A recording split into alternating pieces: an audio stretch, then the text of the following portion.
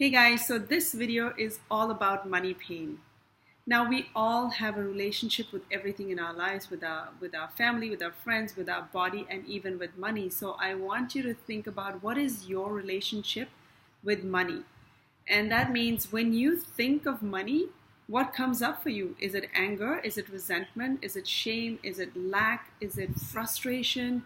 Is it not enoughness? What is it that comes up? Because whatever we think, feel, and have a relationship with money, that's what shows up even more in our lives, right? So maybe you can pause the video, write down what you think about money, and then how can we shift that? So maybe you can ask yourself, like, what would it take for me to feel more gratitude towards money? What would it take for me to feel more peace with money?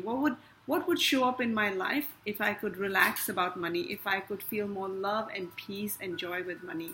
So I hope that's helpful. I'll see you in the next video.